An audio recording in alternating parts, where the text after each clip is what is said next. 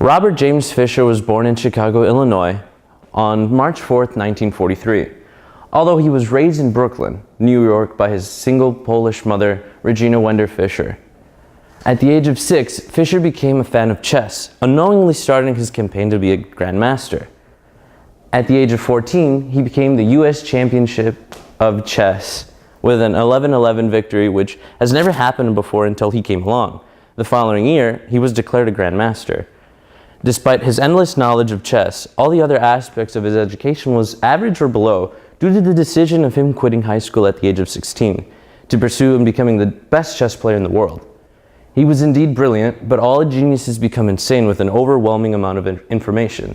Like Einstein and Mozart, all thanks to the insanity gene that allows people to excel in just one thing, but at a cost. Around 1970, that's when Fischer started to lose it. He became paranoid and insisted that the Russians were out to get him so that he can't beat them.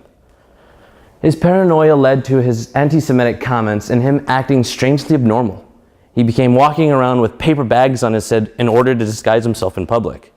In 1975, Bobby Fischer disappeared for at least 30 years, moving all over the world to escape the Russians. And at this point in his life, he praised Hitler and hated the Jews.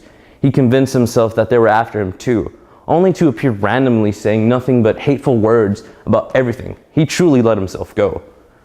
Bobby had his passport and American citizenship revoked, which led to him living in Iceland that gave him his full citizenship, where he lived his last few years of madness, still believing he was the best chess player in the world.